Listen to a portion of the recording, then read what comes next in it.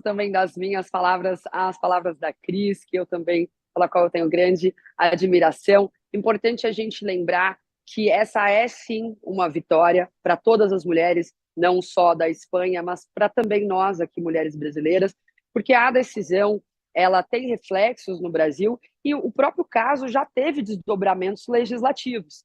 Vimos municípios, estados e no final do ano passado também uma legislação federal voltada para a prevenção de incidentes de segurança de violência sexual em grandes eventos, em grandes aglomerações, festivais, bares, baladas, concertos, shows e etc. Óbvio que para nós, com uma legislação distinta da legislação da Espanha, é difícil muitas vezes compreender esta atenuante de pena. Importante dizer que o pagamento da multa foi anterior ao julgamento, Então, o julgamento, a defesa do jogador buscava precisamente a absolvição ou a máxima redução da pena. Então, a intenção do jogador, quando disponibiliza a indenização pré-julgamento, é muito bem recebida pela justiça, como assim deve ser, porque é uma reparação antecipada ao julgamento. Então, isso de fato contribuiu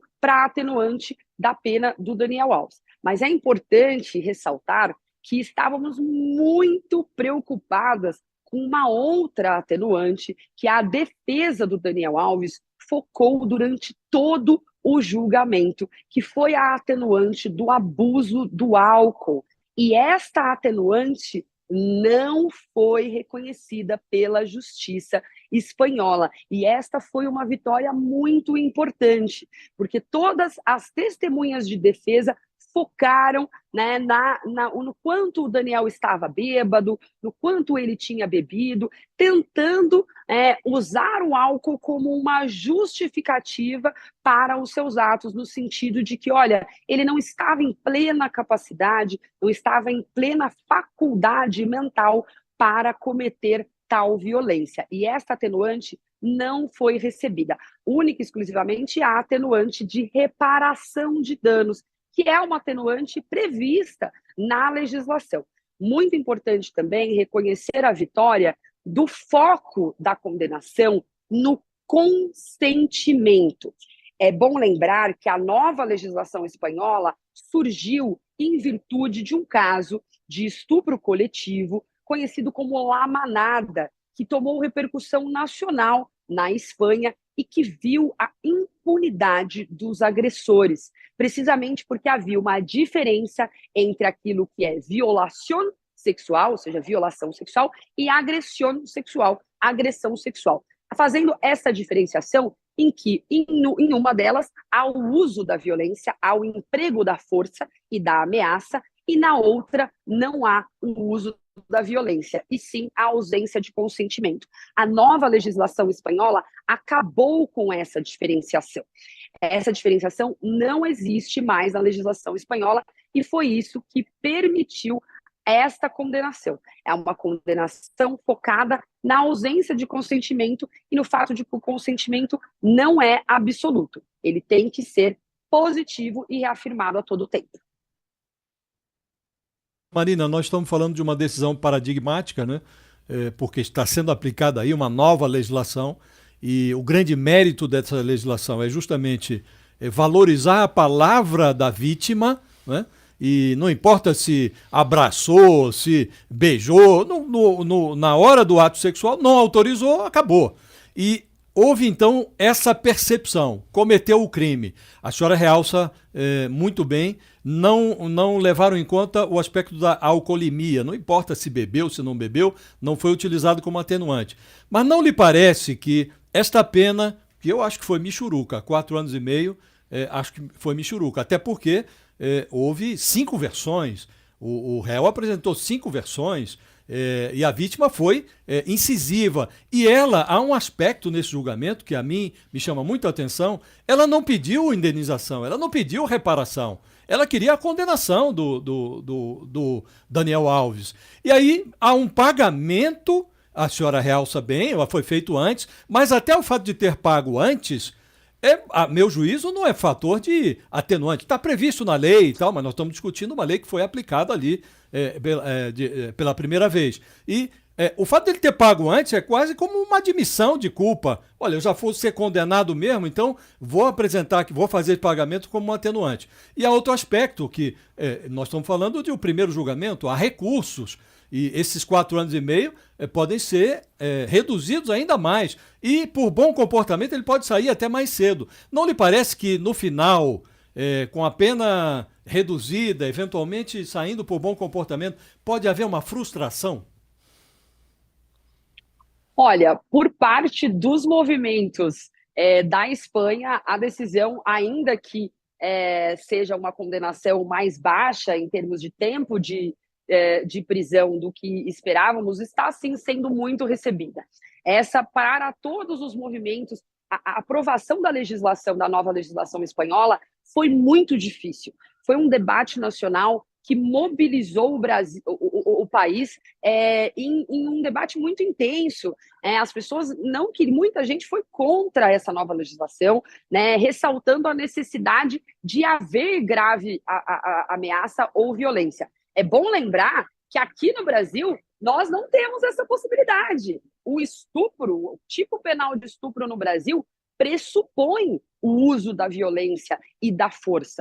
Se é só a ausência de consentimento, não se caracteriza o estupro no Brasil. Então, veja, a legislação fez um avanço na Espanha que foi muito importante, um avanço difícil de se conseguir e de se construir, porque o consentimento ele tem que ser explícito. Muitas vezes o silêncio ou a ausência de não expresso não significa um consentimento. E como você mesmo disse, não significa que você dançou, você bebeu, você sorriu, ou você até engajou num ato sexual. Durante aquele ato sexual, você não quer mais praticar determinado ato, o consentimento está retirado, ele não é absoluto.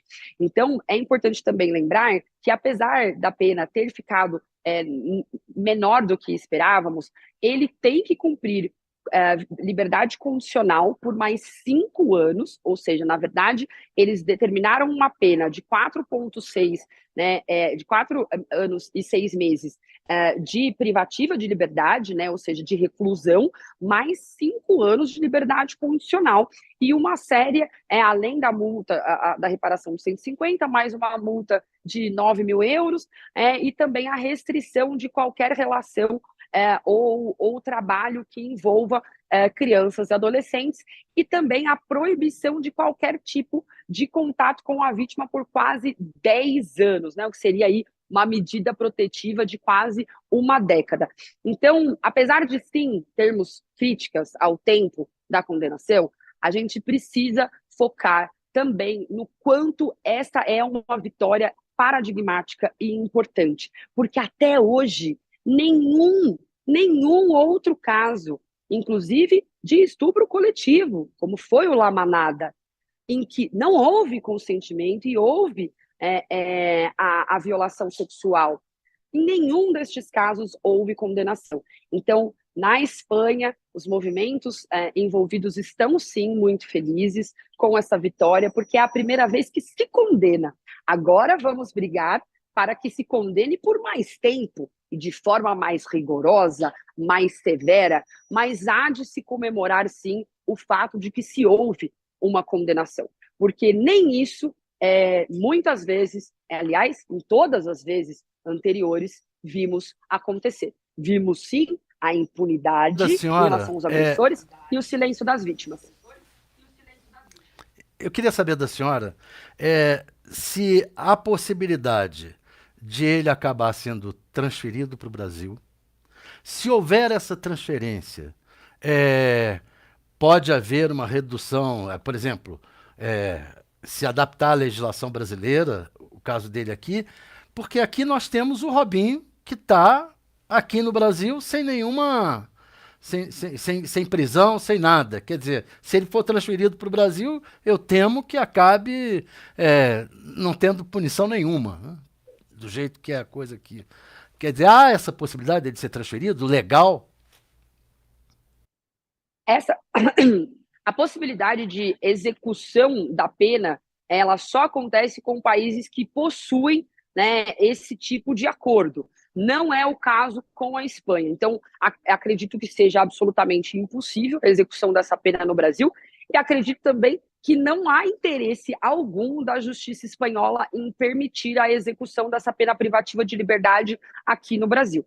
Acho essa possibilidade extremamente remota, nada é impossível, né? Porque sabemos que aí se envolve uma questão de relação diplomática entre os dois países. Não acredito que haja esse interesse por parte da diplomacia brasileira ou da justiça brasileira de receber essa decisão. Não existe precedente nesse sentido com a Espanha.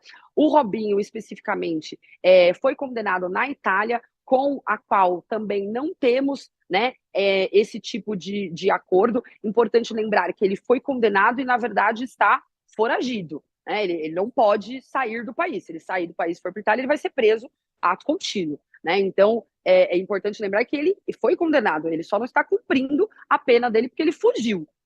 E o Daniel Alves também quase fugiu. Então, a justiça espanhola não tem interesse em permitir que o Daniel Alves cumpra essa pena em qualquer outro lugar que não seja Barcelona. Eles tomaram muito cuidado com isso, e o Daniel Alves se mostrou ao longo do processo, e por isso, de fato, né, isso traz alguma decepção aí para nós, em especial em relação ao tempo, né, de prisão. Ele mudou 5 vezes de versão, a família dele cometeu gravíssima atitude de expor a vítima, né, nas redes sociais, expor a identidade da vítima, algo que estava sendo muito bem resguardado por toda a justiça espanhola, né? Então, as condutas dele realmente não foram ali adequadas, tanto que a prisão preventiva dele foi mantida, né? E diversos pedidos aconteceram para que a prisão que fosse dado, né, aguardado o julgamento em liberdade, aguardado o julgamento em liberdade, e a justiça espanhola não permitiu. Mais uma vez, né, é importante destacar que a atenuante do álcool não foi aceita, então eu não acredito que na execução da pena vá se permitir muitos benefícios para o Daniel Alves. Que essa pergunta até do Thales, né, que é a nossa manchete principal neste momento do UOL, dizendo que ele pode sair da cadeia no final do ano que vem. Se confirma isso, doutora Marina? E aí, se fugir igual o Robinho... É importante lembrar, né, que o sistema de justiça penal ele existe precisamente para garantir o contraditório, a ampla defesa. Não estamos falando do Código de Hammurabi, olho por olho, dente por dente. O sistema de justiça ele existe para garantir que todas as pessoas, aquelas acusadas justamente e aquelas acusadas injustamente, tenham os mesmos direitos de defesa. É óbvio que eu, como presidente do MIT Brasil e alguém que atende vítimas e sobreviventes há 17 anos, quero que ele fique preso, quero que ele não saia, né?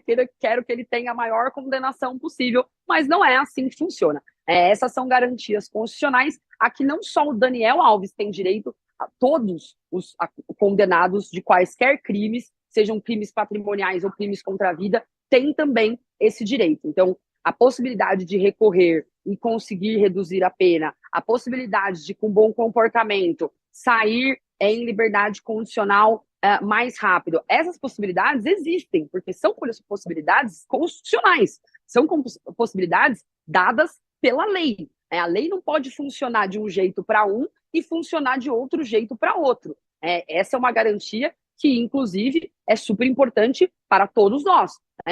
Se você for preso injustamente, você tem que ter a possibilidade, né, de reclamar, de buscar uma segunda instância.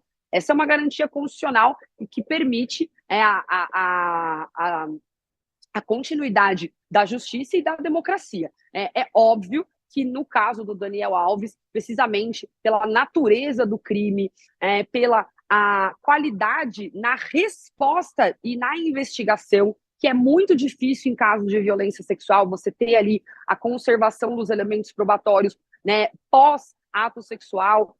Um elemento muito importante nessa condenação foi, de fato, a gravação do primeiro depoimento da vítima, que é realizada pelo dispositivo de filmagem que está acoplado à farda do policial, que conversa com ela primeiro. Essa gravação foi muito importante. Então, essa possibilidade, infelizmente, existe. Gostaria de ter uma resposta diferente, mas essa possibilidade existe porque essa é uma garantia constitucional da lei espanhola. E esperamos que ela não seja aplicada no caso do Daniel Alves, até porque vimos no caso do Daniel Alves uma diligência e um cuidado muito grande da justiça espanhola. Inclusive, lembrando, essa é a primeira condenação deste tipo desde a aprovação da nova legislação, que, como eu disse, foi aprovada sobre muita opinião controversa e também muita polêmica, mas conseguiu ser aprovada. Então, ver essa legislação funcionando com base no consentimento e não na violência é sim um grande passo.